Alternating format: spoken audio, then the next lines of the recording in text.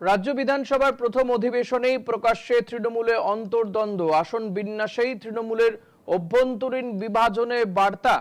বিরোধী আসন বিন্যাসে ঋতব্রত ফিরহাদ এক সারিতে, ঋতব্রত সন্দীপনের পাশে কোন সমীকরণে ববি? আসন বিন্যাসেই তৃণমূলের অভ্যন্তরীণ বিভাজনের বার্তা। বিরোধী আসন বিন্যাসে ঋতব্রত ফিরহাদ এক সারিতে, ঋতব্রত সন্দীপনের পাশে কোন সমীকরণে ববি, তা নিয়ে প্রশ্ন উঠতে শুরু করেছে। অধিবেশনে বিধানসভা অধিবেশনের প্রথম রাজ্য বিধানসভার প্রথম অধিবেশনেই প্রকাশ্যে তৃণমূলের অন্তর্দ্বন্দ্ব, এই নিয়ে আমরা কথা বলবো। নিউজরুম থেকে সরাসরি রয়েছে বিশেষ প্রতিনিধি দেবাশিস সেনগুপ্ত। দেবাশিস, যে ছবি দেখা যাচ্ছে সেটা একই সারিতে ফিরহাদ হাকিম, ঋতব্রত বন্দ্যোপাধ্যায়, কিভাবে এটা সম্ভব হলো এবং কোথাও গিয়ে কি এই যে অভ্যন্তরীণ বিভাজন, সেই বিভাজনটা আরো চওড়া হচ্ছে? দেখো ঋষিকেশ, এই প্রশ্ন কিন্তু কেবলমাত্র নয়, বাইরের রাজনীতিবিদদের মধ্যেও কিন্তু এই আলোচনা কিন্তু চলছেই। কারণ ইতিমধ্যেই কিন্তু এই মুহূর্তে বিধানসভার অধ্যক্ষ, যাকে বিরোধী দলনেতা হিসাবে যাকে তকমা দিয়েছেন, সেই ঋতব্রত বন্দ্যোপাধ্যায়, তিনি স্পষ্ট জানিয়েছেন তাদের সঙ্গে 58 নয় 65 জন তাদের সঙ্গে রয়েছে।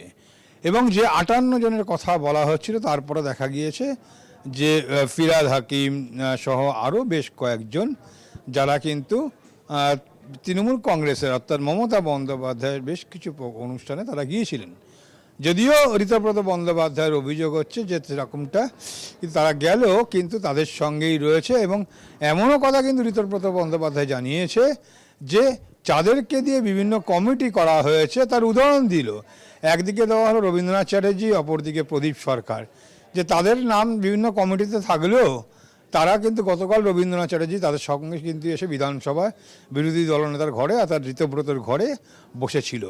অর্থাৎ সেই জায়গায় দাঁড়িয়ে যেমন একটা প্রশ্ন আসছে, আজকে যেমন কুণাল ঘোষ, শোভনদেব চট্টোপাধ্যায় সহ 5 জন যখন গিয়েছিল রাজ্যের মুখ্যমন্ত্রী শুভেন্দু অধিকারীর কাছে বেশ কিছু অভিযোগ করতে গিয়েছে, কিন্তু দেখা যাচ্ছিল যখন আজকে রাজ্যপালের ভাষণের মধ্যে দিয়ে অষ্টাদশ বিধানসভার যে রাজ্যপালের ভাষণ যখন শুরু হয়েছে এবং তারপরে দেখা গিয়েছে সেখানে যে আসনে, সেই আসনে কিন্তু দেখা গিয়েছে একদিকে রয়েছে ঋতব্রত বন্দ্যোপাধ্যায়, যাকে বিরোধী দলনেতা হিসাবে বলছেন এই মুহূর্তে অধ্যক্ষ, যাকে স্বীকৃতি দিয়েছে। এর পাশাপাশি রয়েছে মুখ্য সচেতক অর্থাৎ বিরোধী তৃণমূল কংগ্রেস বিরোধী, তার মধ্যেই যে আবার সংখ্যাগুরু গোষ্ঠী, সেখানে মুখ্য সচেতক হিসেবে হয়েছে আখরুজ্জামান। এর পাশেই দেখা গেছে ফিরহাদ হাকিমকে নিয়েই কিন্তু প্রশ্ন উঠছে, কারণ মমতা বন্দ্যোপাধ্যায়ের অত্যন্ত ঘনিষ্ঠ এই ফিরহাদ হাকিম। অর্থাৎ বলা যেতে পারে একদিকে ঘনিষ্ঠ কেবলমাত্র নয়, বাড়ির সামনে ফিরহাদ হাকিমের বাড়ি, অর্থাৎ চেত্তা আর কালীঘাট, এই দুটো যদি দেখা যায় যে ঢিলছড়া দূরত্বে বলা যেতেই পারে। এবং যে কোনো বিষয় অতীতে আমরা দেখেছি, দীর্ঘ 15 বছরের এই তৃণমূল কংগ্রেসের জামানায় মমতা বন্দ্যোপাধ্যায় যখন মুখ্যমন্ত্রী ছিলেন, এই ফিরহাদ হাকিমের উপর ভরসা করতেন। এবং সম্প্রতি শেষ পর্যন্ত কিন্তু ফিরহাদ হাকিম কিন্তু মমতা বন্দ্যোপাধ্যায়ের সঙ্গে আছেন, এমনটাই কিন্তু জানা যাচ্ছিল। কিন্তু এই আসন বিন্যাসের ক্ষেত্রে যখন দেখা যাচ্ছে যে তৃণমূল কংগ্রেসের একটা শিবির আলাদা এবং তৃণমূল কংগ্রেস মমতাপন্থী যারা রয়েছেন তারা, যেমন কুণাল ঘোষ, শোভনদেব চট্টোপাধ্যায়, আলিফা আহমেদ, এরা যখন আলাদা থাকছে, সেই জায়গায় কখনোই কিন্তু দেখা যায়নি যে ফিরহাদ হাকিম তাদের সঙ্গে রয়েছে, এমনটা কিন্তু চিত্র চোখে আসেনি।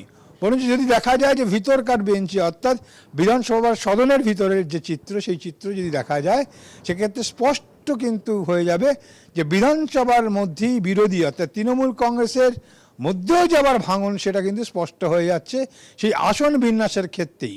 একদিকে যখন দাবি করছে কুণাল ঘোষ, শোভনদেব চট্টোপাধ্যায়রা দাবি জানাচ্ছে যে তাদের স্বীকৃত দল অর্থাৎ মমতা বন্দ্যোপাধ্যায়ের দলই কিন্তু মূল দল, যে দলের মধ্যে কিন্তু ইতিমধ্যেই বলা যেতে পারে 80 জনের মধ্যে কিন্তু 58 জন বলছে ঋতব্রতদের পক্ষে সই করেছে, বাকি থাকলেও তারা কিন্তু তৃণমূল কংগ্রেস মমতা বন্দ্যোপাধ্যায়ের সঙ্গে রয়েছে, কিন্তু সেক্ষেত্রে দাঁড়িয়ে আসন বিন্যাসে যেভাবে দাঁড়িয়ে বসে রয়েছেন বা যেক্ষেত্রে যেভাবে দেখা গেল চিত্র সদনের মধ্যেকার, সেখানে কিন্তু একদিকে ঋতব্রত বন্দ্যোপাধ্যায়, পাশে আক্রুজ্জামান, তার পাশেই কিন্তু ফিরহাদ হাকিমের স্থান। আর জানিয়ে কিন্তু চর্চা শুরু হয়েছে, তাহলে ফিরহাদ হাকিমের অবস্থান নিয়ে কি কোনো প্রশ্ন আসছে কেন? এই প্রশ্ন, এই জল্পনা আরও বেশি তীব্র হচ্ছে।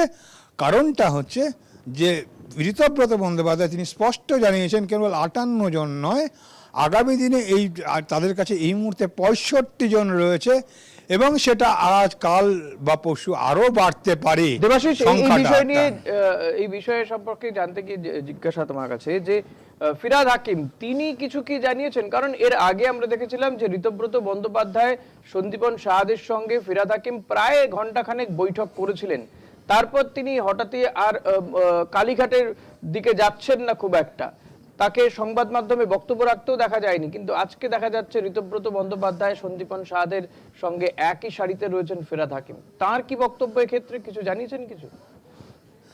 দেখো, একদিকে ফিরহাদ হাকিম একদিকে যেমন নগর উন্নয়ন দপ্তরের মন্ত্রী করেছিলেন মমতা বন্দ্যোপাধ্যায়, পাশাপাশি কলকাতা মহানগরের দায়িত্ব তার উপর ছেড়েছিল। যখন শোভন চট্টোপাধ্যায় যখন মেয়র ছেড়ে দেন, তার পদ যখন ছেড়ে দেন, তখন বিধানসভায় আলাদা করে বিল পাশ করিয়ে এই কাউন্সিলর তখন কিন্তু ছিলেন না ফিরহাদ হাকিম। সেই অবস্থায় নতুন করে বিল আনিয়ে ফিরহাদ হাকিমকেই কিন্তু সেই মেয়রের পদ দিয়েছিলেন, অর্থাৎ কলকাতার মহানাগরিকের পদ দিয়েছিলেন, যার জন্য আলাদা করে বিল তৈরি করতে হয়েছিল মমতা বন্দ্যোপাধ্যায়। এতটাই ভরসার জায়গায় ছিল ফিরহাদ হাকিমের। সেই ফিরহাদ হাকিমকে যখন দেখা যাচ্ছে, কেবলমাত্র দেখা যাচ্ছে না, যখন বিরোধী, যখন কুণাল ঘোষ, শোভনদেব চট্টোপাধ্যায়রা যখন আলাদাভাবে রোষ চলছেন, সেই জায়গায় দাঁড়িয়ে ঠিক বসার আসনের ক্ষেত্রে কিন্তু ফিরহাদ হাকিমের সেই উপস্থিতি, অর্থাৎ আক্রুজ্জামান এবং ঋতব্রতের সঙ্গে যে তার একই সারিতে বসা, তা নিয়ে কিন্তু রীতিমতো চর্চা চলছে। কেন এর মধ্যে চর্চা কিন্তু একটা জায়গায় যে বিরোধী দলনেতার বসার আসন নিয়ে, সেই জায়গাটা ইতিমধ্যেই জানো যে সেক্ষেত্রে দাঁড়িয়ে এই বিরোধী তৃণমূল কংগ্রেস বিরোধী, এবার ঋতব্রতরা দাবি করছেন তারাই মূল তৃণমূল কংগ্রেস, অথচ এর আগে যে চিঠি গেছে জানিয়ে ইতিমধ্যেই কিন্তু তদন্ত চলছে। 70 জনের স্বাক্ষরিত যে জানিয়ে কিন্তু ইতিমধ্যেই তদন্ত হচ্ছে। সন্দীপন সাহা, ঋতব্রত বন্দ্যোপাধ্যায় তাদেরকে ইতিমধ্যেই জেরা করা হয়েছে, কুণাল ঘোষ সহ আরও বেশ কয়েকজনকে।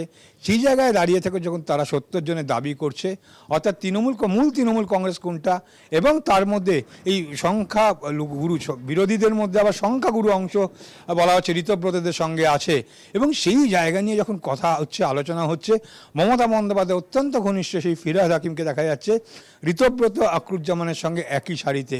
আর জানিয়ে কিন্তু জল্পনা উস্কে আসছে, তাহলে কি এদের মধ্যেই কিন্তু ভাঙন, অর্থাৎ বিরোধীদের মধ্যে আরও ভাঙন হচ্ছে। অর্থাৎ একদিকে যেমন তৃণমূল কংগ্রেস এখানে রয়েছেন, সেই মূল তৃণমূল কংগ্রেসে যদি ধরেই নেওয়া হয় ঋতব্রতকে যেহেতু এখন পর্যন্ত দায়িত্ব দিয়েছে, তারপরও যে চিত্র উঠে আসে তাও কিন্তু একত্রিত নয়, সেটাও কিন্তু একটা ভাঙনের জায়গায়। এক্ষেত্রে যে অল্প কজন আছে মমতা বন্দ্যোপাধ্যায় অত্যন্ত ঘনিষ্ঠ, তারাও যে একত্রিত নেই। আজ ফিরহাদ হাকিমের জায়গা থেকে যদি দেখা যায়, তাহলে এমনটাই কিন্তু জল্পনা চলছে। এখন কি হবে সেসব পরের কথা। কেন ঋতব্রত বন্দ্যোপাধ্যায় বলেছে আর তাদের সঙ্গে 65 জন আছে, আগামী দিন আরও বাড়তে পারবে, কিন্তু অফিসিয়ালি কোনো জায়গায় কিন্তু ফিরহাদ হাকিম এখনো পর্যন্ত বলেননি যে তিনি এই সংখ্যাগুরু তৃণমূল কংগ্রেসের যে সংখ্যাগুরু অংশ, অর্থাৎ ঋতব্রত সন্দীপনদের সাহাদের সঙ্গে আছে। যদিও সন্দীপন সাহার সঙ্গে তাকে বৈঠক হয়েছে, ঋতব্রতের সঙ্গে কথা বলেছে, কারণ তিনি মেয়র যখন ছিলেন, সন্দীপন সাহা সেখানে মেয়র ইন কাউন্সিল ছিলেন, সেখানটা একদমই সেই জায়গা থেকে এটা কিন্তু জল্পনা আসছেই। ধন্যবাদ তোমাকে। কথা বলছিলাম প্রতিনিধি দেবাশিস সেনগুপ্তর সঙ্গে।